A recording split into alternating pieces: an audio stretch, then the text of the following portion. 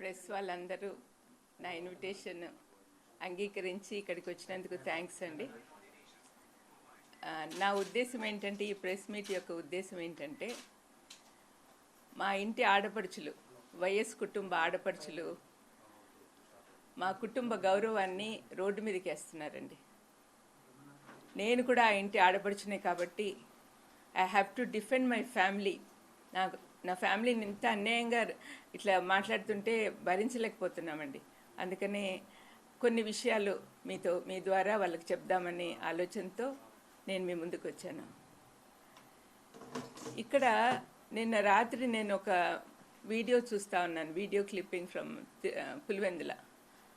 అక్కడ మా షర్మిలమ్మ కొంగు పట్టుకొని ఓట్స్ అడుగుతుందండి.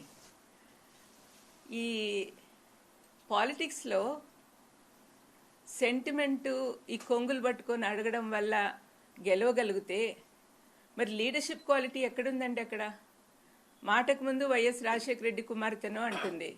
రాజశేఖర రెడ్డి అన్న ఉంటే కన్నా ఇలాగ చేసేవాడా? ఒక లీడర్కు ఉండాల్సిన లక్షణాలు ఏమున్నాయండి? అనవసరంగా అవినాష్ని దినమంతా హత్య చేసినాడని చూసినారా వాళ్ళు? హత్య చేసినట్లు ఎవరు వాళ్ళకి ప్రూఫ్ చూపించారండి? ఎవరైతే హత్య చేశాడో వాడేమో బయట తిరుగుతున్నాడు. వాడు చెప్పిన మాటలు నమ్మి వీళ్ళు డిసైడ్ చేసేస్తారా? వాళ్ళేనా డిసైడ్ చేసేవాళ్ళు? మరి జడ్జిలు, కోర్టులు ఎందుకండి? ఆ చిన్న పిల్లోడు వీళ్ళకంటే 10 ఏళ్ళు చిన్నోడు.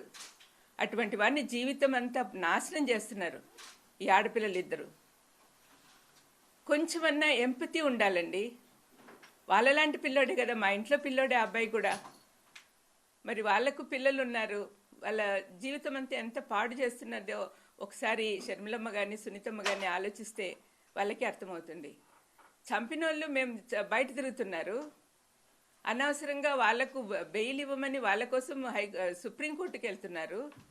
కానీ ఏ పాపం చేయని మా భాస్కర్ ఏమో సంవత్సరం నుంచి జైల్లో ఉన్నాడు. అవినాష్కేమో బెయిల్ రద్దు చేయాలని వీళ్ళు తిరుగుతున్నారు. ఇదేం న్యాయం అండి? వింటున్న మీరన్నా చెప్పండి. మరి మా ఇంట్లో పాప ఇట్లా తయారైందంటే చాలా బాధగా ఉంది. జగనన్నను కూడా ఇంక్లూడ్ చేస్తూ ఉంది. సొంత అన్నయ్యను మామూలుగా శత్రువులందరూ ఒకటయ్యి మన మీద అటాక్ వస్తే మనం ఏం చేస్తాము? ఇంట్లో వాళ్ళందరూ ఒకటవుతాం, మనలో ఉన్న విభేదాలన్నీ పక్కన పెట్టేసి. కానీ దీనికి ప్రకృతి సిద్ధంగా లేదండి. ఇక్కడ అన్ని వ్యతిరేకంగానే ఉన్నాయి. అబద్ధాల జనకుడైన అపవాది కోరల్లో చిక్కుకోయినున్నారు ఈ అమ్మాయిలిద్దరూ. చాలా బాధాకరం అండి. రాత్రి నేను వీడియో చూస్తుంటే బీపీ సడన్గా రేజ్ అయిపోయింది. ఎంతమందికి అలా ఉన్నదో పరిస్థితి నాకు తెలియదు. మా కుటుంబాన్ని రాజశేఖరన్నను కానీ వివేకమన్నను కానీ ప్రేమించే వాళ్ళు ఎంతమంది ఉన్నారు. రాజశేఖరన్నను ఇప్పటికి కూడా కోట్లాది మంది మనసులో పెట్టుకొని ఆరాధిస్తున్నారు. నేను మీటింగ్స్కి వెళ్ళినప్పుడంతా ఎంత ప్రేమగా నన్ను ఆహ్వానిస్తారు. It's because of him only. మరి వివేకమన్నను చంపిన వాళ్ళు వివేకమన్న నాకు క్లోజ్ కాదా? ఒక చెల్లెల్ని నన్ను నెత్తిన పెట్టుకొని చూసుకునేవాడు. వాళ్ళిద్దరికి ఉన్న ప్రేమ కంటే నా ప్రేమ ఎక్కువ అండి. నేను గట్టిగా చెప్పగలను. వివేకమన్న అంటే నాకు చాలా ఇష్టం. మరి నాకు బాధగా ఉండదా? కానీ వాళ్ళు ఇవన్నీ రాజకీయంలో చేర్చి ఇంత అన్యాయంగా మాట్లాడుతుంటే ఏం చేయాలో తెలియని పరిస్థితిలో వాళ్ళ ఇంట్లో వాళ్ళందరూ ఏడుస్తున్నారండి. వీళ్ళిద్దరి పర్సనల్ అజెండాతో పర్సనల్గా వాళ్ళు ఎన్ని కక్షలు పెట్టుకున్నారు జగన్ మీద కానీ అవినాష్ మీద కానీ. దీనివల్ల ఏమవుతుంది? రాష్ట్రం అంతా అల్లకల్లోలం అయిపోతా ఉంది. పులివెందుల్లో రాజశేఖరన్న వివేకమన్న ఫ్యాక్షనిజం ఉండకూడదని చెప్పి మా నాన్న ఉన్నప్పటి నుంచే మొదలుపెట్టారు. ఫ్యాక్షనిజం ఉండకూడదని. నాన్నని చంపినప్పుడు కూడా ఏమీ యాక్షన్ తీసుకోవద్దని మా అమ్మ అందరినీ కోరింది. అట్లా కామ్గా జరిగిపోతూ ఉంది. ఇటువంటి సమయంలో రాత్రి ఆమె అక్కడ వెళ్ళినప్పుడు ఎంత అల్లకల్లోలం. వాళ్ళు కార్యకర్తలు వీళ్ళని కొట్టుకోవడము, రాళ్ళు వేసుకోవడం ఎన్ని న్యాయంగా ఉన్నాయండి? సమాధానంగా శాంతి సమాధానాలతో ఉన్న వాళ్ళని ఇట్లా అల్లరి పెట్టడం ఎంత మాత్రం సమంజసం? ఇవన్నీ కూడా అండి దయచేసి వాళ్ళు చూస్తే, అమ్మాయిలారా మేనత్తగా చెప్తున్నా, దయచేసి మీరు మారండి. ఇప్పటికైనా నోరు మూసుకోండి. This is not correct. రాష్ట్రాన్ని పాడు చేస్తున్నారు. జగన్ ప్రభుత్వంలో పేదలందరికీ సంక్షేమాలు అందుతున్నాయి, ఎంత హ్యాపీగా ఉన్నారో నేను చూస్తున్నా. మరి వాళ్ళ అటువంటి ప్రభుత్వాన్ని పడగొట్టాలని మీరు ప్రయత్నం చేస్తున్నారే, మీకు అసలు కరుణ జాలి ఏం లేదా? మీరే ఆలోచించుకోండి. కానీ మీరు చేసేది మాత్రం చాలా తప్పమ్మా. షర్మిలమ్మ, సునీతమ్మ, I'm very unhappy about it. And all our relatives, మన బంధువులందరూ కూడా మీరు అనుకుంటున్నారేమో మీకు సపోర్ట్ చేస్తారని. Just because you are Rajasekhar Reddy's daughter, it doesn't mean that you are doing whatever you are doing. మీరు నువ్వు చేసేదంతా కరెక్ట్ అని అనుకోవద్దుమా. ఆయన పేరు చెప్పుకొని తిరుగుతూ ఆయనకు అవమానకరంగా బిహేవ్ చేస్తున్నావు. నువ్వు చేసే పనులు ఏమైనా అన్న సంతోషంగా చూస్తున్నాడు అనుకుంటున్నావా? ప్రతిదీ ఆయన శత్రువులందరినీ చుట్టూ చేరారు, వాళ్ళతో ఏకమైపోయావు. రాజశేఖరన్ ఉన్నప్పుడు ఎంతమంది కష్టపెట్టారో వాళ్ళందరూ కూడా నీతో ఉన్నారుమా. ఒక్కసారి ఆలోచించు. ఏమో నీకు నీ కళ్ళు నీ చెవులు అన్నీ మూసుకుపోయినాయేమో అనిపిస్తూ ఉంది. పులివెందుల్లో కడపలో జరుగుతున్న ఎంత డెవలప్మెంట్ నీకు కనపడడం లేదా? ఆనాడు రాజశేఖరన్న పనిచేస్తున్నప్పుడు రాష్ట్రమంతా తిరుగుతుంటే వివేకమన్న పులివెందుల్లో ఉండి చూసుకునేవాడు.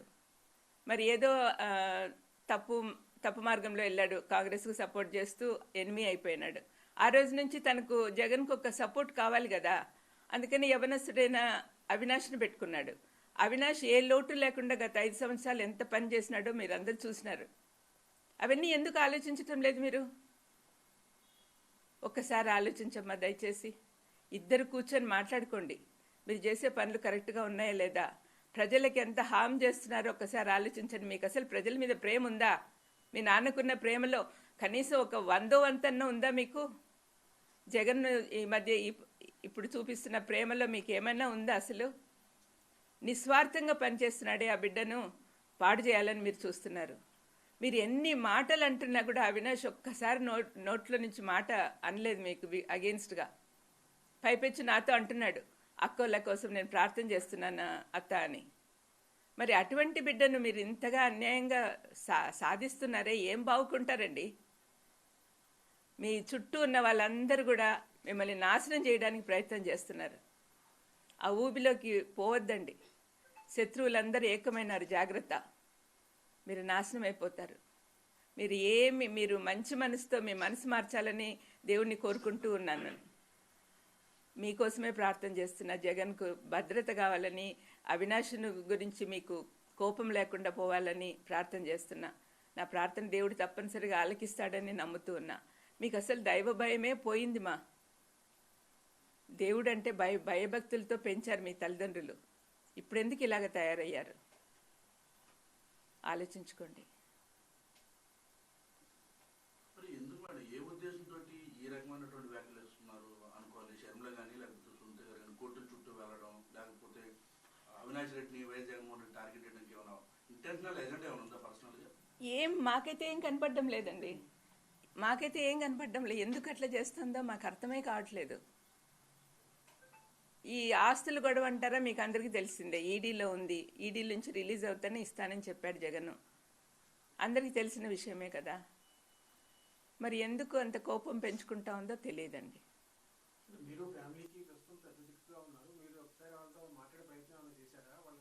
నేను చేశానండి. మీ జీవితాలు పాడు చేసుకుంటున్నారమ్మా, this is not the correct way అని చెప్పినప్పటి నుంచి నాతో మాట్లాడడం మానేశారండి.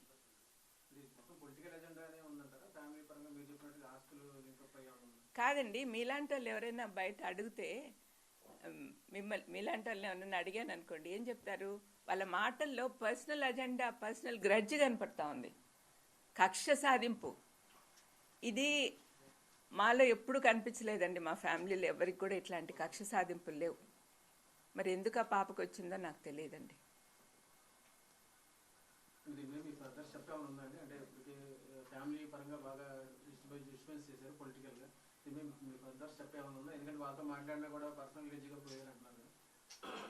అంటే ఇప్పుడు మేము పెద్దవాళ్ళం అందరము చేతులు ఎత్తేసినట్టే. అంటే ఇంకా ఆమెను మార్చే శక్తి మాకు లేదని వాళ్ళ అమ్మ కూడా వెళ్ళిపోయింది అమెరికాకు. ఇంకా మిగతా పెద్దవాళ్ళు, నాతో పాటు తమ్ముళ్ళు కానీ, మా పెద్ద వదిన కానీ, వీళ్ళందరూ కూడా మాట్లాడడానికి అశక్తులుగా ఉన్నారు. ఎందుకంటే ఎట్లా చెప్పిన మాట వినదు, ఎందుకులే అన్నట్టుగా. కానీ దీనివల్ల రాష్ట్రం నాశనం అయిపోతుంది, ప్రజలంతా బాధపడుతున్నారు. నేనెప్పుడు పేదోళ్ళ పక్కన తిరుగుతూ ఉంటానండి, పేదోళ్ళ మధ్యలో. వాళ్ళ బాధలు చూశాను నేను. వాళ్ళు ఎంత కష్టపడుతున్నారో చూశాను. ఈ 5 సంవత్సరాల నుంచి కోవిడ్ టైంలో కానీ, కోవిడ్ తర్వాత కానీ ప్రజలు ఎంత ధైర్యంగా నిద్రపోతున్నారంటే అది కేవలం జగన్ ప్రభుత్వం వల్లనే.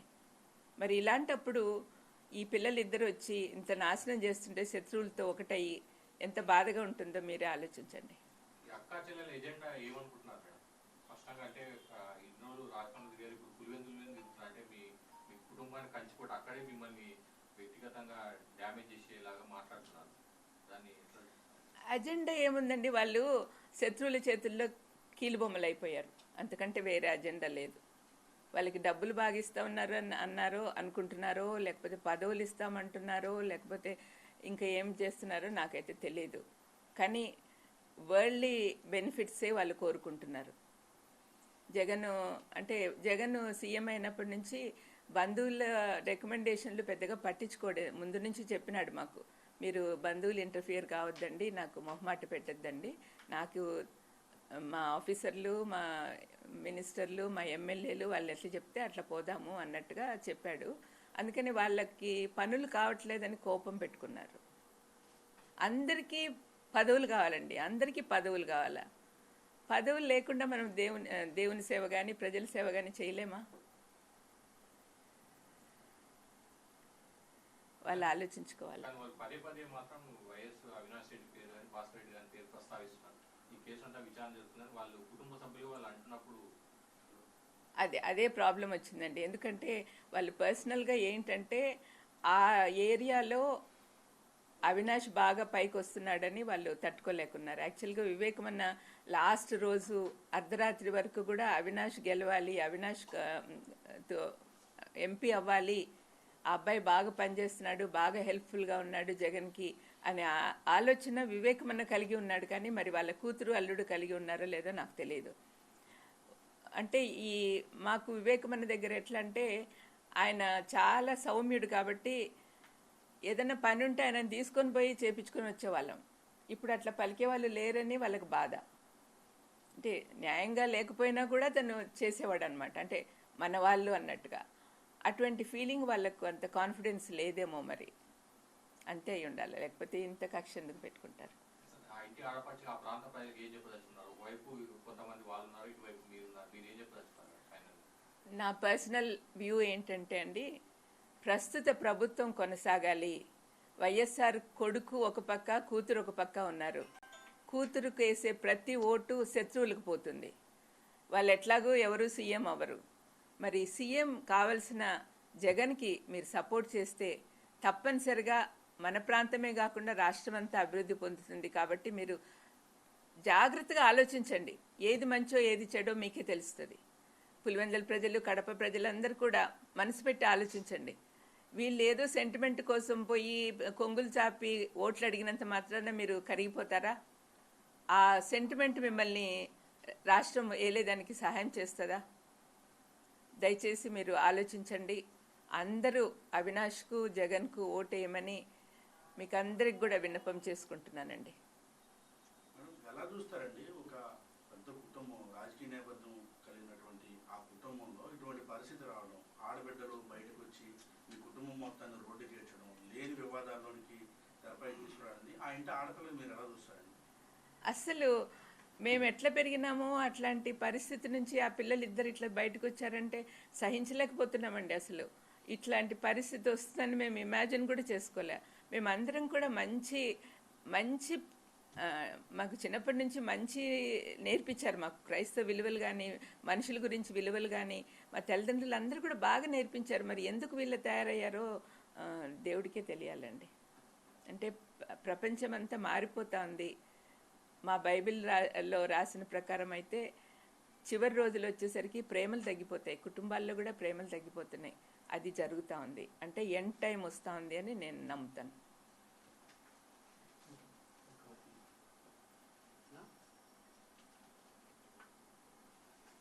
దయచేసి ప్రజలందరూ కూడా, ఆంధ్రప్రదేశ్ ప్రజలందరూ కూడా జగన్కు ఓటేయాలని, జగన్ పార్టీ తరపున నిలబడిన ప్రతి ఎమ్మెల్యేను, ఎంపీని గెలిపించాలని కోరుతూ ముగిస్తున్నాను.